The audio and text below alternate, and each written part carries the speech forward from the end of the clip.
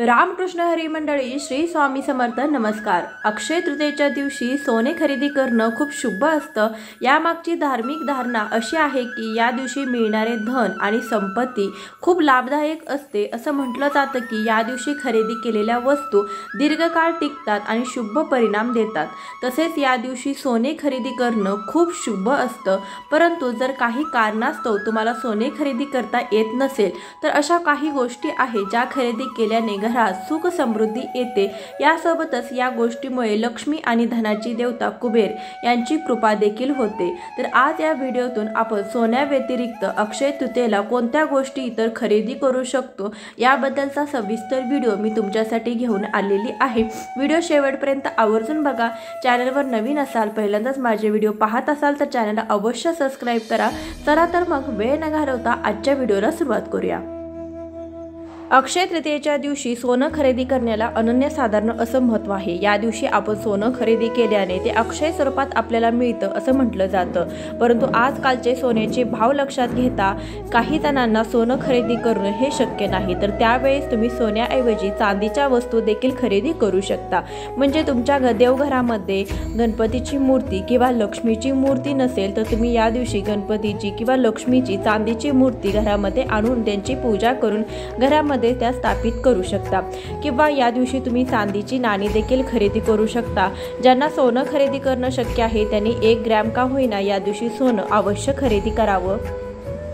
चांदीच्या मूर्तीशिवाय या दिवशी तुम्ही पितळेच्या किंवा पंचधातूच्या मूर्ती देखील खरेदी करू शकता. देवघरामध्ये ज्या मूर्ती असतात जसं की बाळकृष्णाची मूर्ती असेल किंवा इतर देवी देवतांची मूर्ती असेल, अन्नपूर्णाची मूर्ती तुमच्याकडे या दिवशी नसेल तर या दिवशी अन्नपूर्णा जन्मदिवस देखील असतो. त्यासाठी तुम्ही अन्नपूर्णा मातेची मूर्ती देखील या दिवशी खरेदी करून आणू शकता. याशिवाय या दिवशी दक्षिणावर्ती शंख देखील खरेदी करू शकता. दक्षिणावर्ती शंख लक्ष्मी देवीला अत्यंत प्रिय असल्याचं मानलं जातं. असं म्हटलं जातं की घरामध्ये दक्षिणावर्ती शंख ठेवल्याने घरामध्ये नेहमी सुख समृद्धी येते.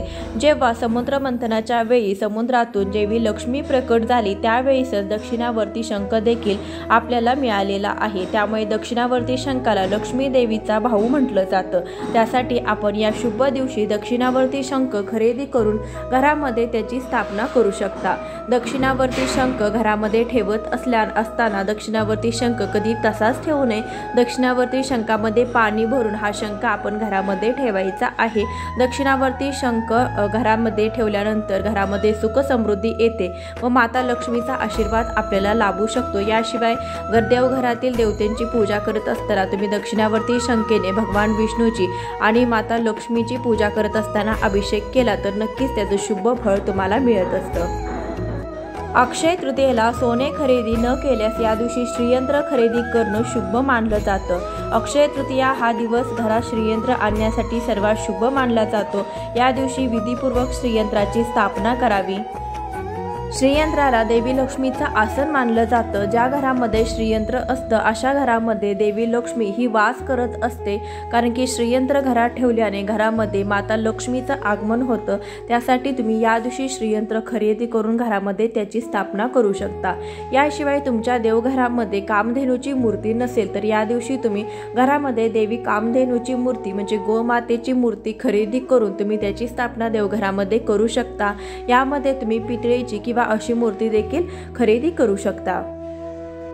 धार्मिक शास्त्रानुसार देवी लक्ष्मीला कवड्या खूप प्रिय आहेत. अशा वेळी अक्षय तृतीयेच्या मुहूर्तावर कवड्या खरेदी करून ती लक्ष्मी देवीच्या चरणी अर्पण करावी.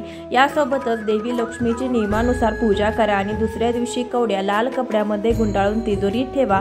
असं केल्याने आपल्या घरामधील धनधान्यामध्ये वाढ होते.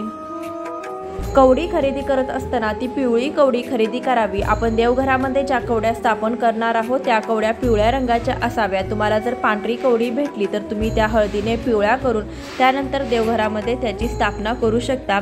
कवडी तांदळामध्ये स्थापित करावी. कवडी खरेदी करत असताना 5, 7 किंवा 11 या संख्येमध्ये तुम्ही कवडी खरेदी करून घरामध्ये आणा आणि या दिवशी घरामध्ये त्याची विधिवत पूजा करून घरामध्ये या कवड्या स्थापन करा.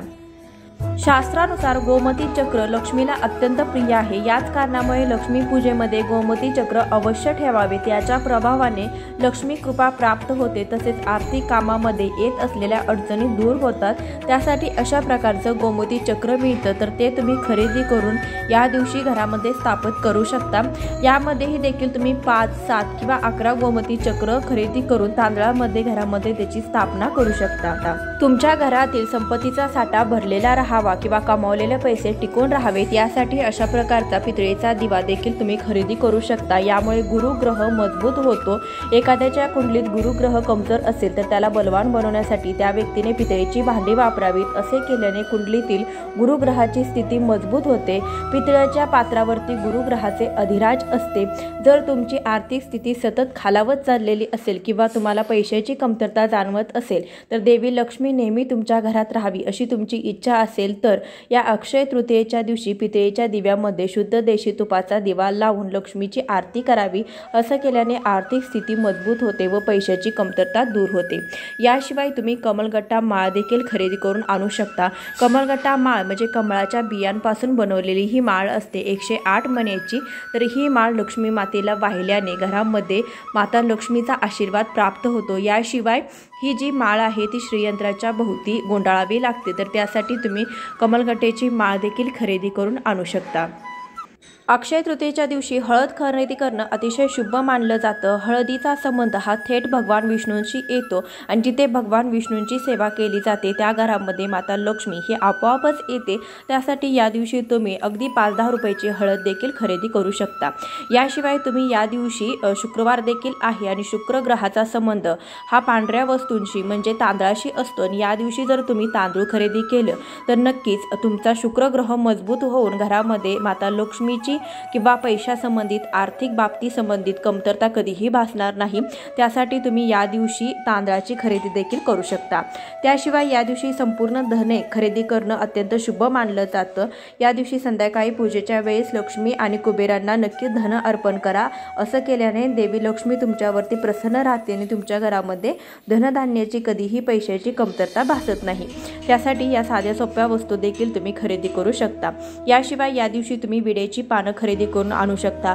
असंही आपल्या पूजेमध्ये आपल्याला विड्याची पानं लागतात आणि विड्याच्या पानावरती माता लक्ष्मीचा आशीर्वाद असतो। कोणत्याही देवीला विड्याचं पान अर्पण केलं जातं। कोणतीही पूजा ही विड्याच्या पानाशिवाय पूर्ण होत नाही। त्यासाठी विड्याची पानं देखील तुम्ही खरेदी करून आणू शकता। अगदी 5-10 रुपयाच्या या वस्तू खरेदी करून देखील आपण सोन्यापेक्षाही जास्त महत्त्वपूर्ण अशा वस्तू खरेदी करून घरामध्ये माता लक्ष्मीचा आशीर्वाद लाभू शकतो। याशिवाय अक्षय तृतीयेच्या मुहूर्तावर घागर खरेदी करणं देखील खूप शुभ मानलं जातं। या दिवशी घागर विकत खरेदी करून घरी आणावं, त्यामध्ये सरबत भरून दान करणं देखील या दिवशी शुभ मानलं जातं। या दिवशी मातीचा घडा खरेदी करून तो पाण्यासोबत आपण दान केला तर नक्कीच त्याचं अक्षय पुण्य आपल्याला लाभतं। त्यासाठी या दिवशी तुम्ही मातीची भांडी देखील खरेदी करून आणू शकता।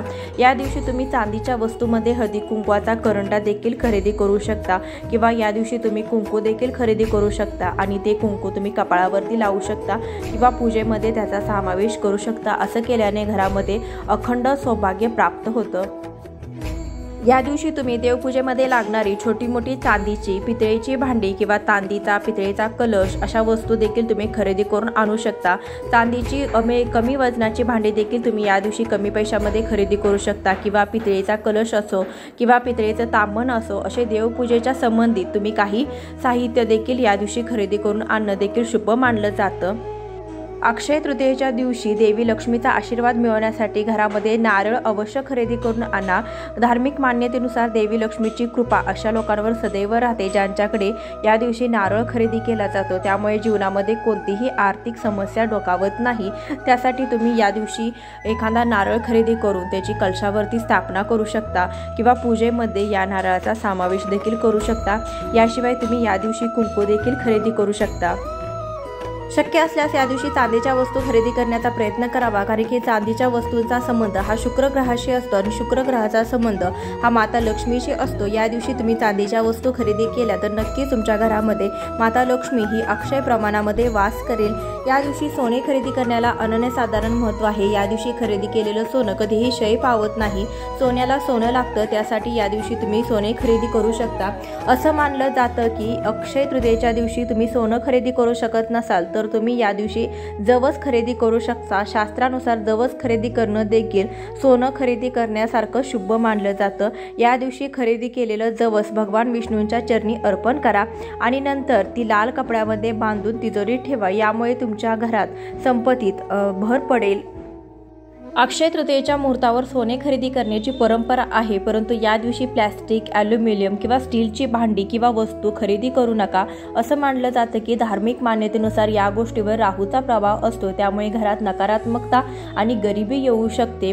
अक्षय तृतीयेच्या दिवशी कोणालाही पैसे किंवा कर्ज देणं टाळावं। यामागे एक श्रद्धा आहे की असं केल्याने घरातील लक्ष्मी दुसऱ्याकडे जाते। अक्षय तृतीयेच्या दिवशी सोने किंवा सोन्याचे दागिने हरवणं अशुभ आहे, हे धनहानीचे लक्षण मानलं जातं। त्यामुळे अक्षय तृतीयेच्या दिवशी धनहानी शुभ मानली जात नाही, त्यामुळे तुमच्या दागिन्यांचं थोडं लक्ष द्या। अक्षय तृतीयेच्या दिवशी पूजा स्थान, तिजोरी किंवा पैशाची जागा अस्वच्छ ठेवू नका। घराची नीट साफसफाई करा। अस्वच्छ घर नकारात्मकतेने भरलेले असते, ज्यामध्ये लक्ष्मीचा वास राहत नाही। अक्षय तृतीयेच्या मुहूर्तावर चोरी, खोटे बोलणे, जुगार इत्यादी गैरकृत्यांपासून दूर राहा। यातून कमावलेली पापे आयुष्यभर तुमच्यासोबत राहतील। अक्षय तृतीयेच्या दिवशी मांस, मद्य, लसूण, कांदा इत्यादीचे सेवन करू नये। तामसिक गोष्टीपासून दूर राहा। या दिवशी शंख, कवड्या, श्रीयंत्र, कुबेर यंत्र, भगवान गणेश, श्रीहरी विष्णू यांचा आपल्या वाणीने कृतीने अपमान होणार नाही याची काळजी घ्या। या सर्व गोष्टी देवी लक्ष्मीला अतिशय प्रिय आहेत। अक्षय तृतीयेच्या दिवशी पूजा करताना माता लक्ष्मीला तुळशीची पाने अर्पण करू नका, तर या काही गोष्टींची देखील काळजी तुम्हाला या दिवशी घ्यायची आहे। आजच्या व्हिडिओतून आपण बरीचशी माहिती घेण्याचा प्रयत्न केलेला आहे। या दिवशी काय खरेदी करावी किंवा काय खरेदी करू नये, काय करू नये याबद्दलची सविस्तर माहिती पाहिली। त्यामुळे व्हिडिओ तुम्हाला जरा जरी आवडला असेल तर नक्कीच जास्तीत जास्त लोकांपर्यंत शेअर करा। चॅनलवर नवीन असाल तर सबस्क्राईब करा आणि असेच माहितीपूर्ण व्हिडिओ पाहण्यासाठी बेल आयकॉनलाही क्लिक करा। भेटूया अशाच एखाद्या व्हिडिओसोबत, तोपर्यंत रामकृष्ण हरी।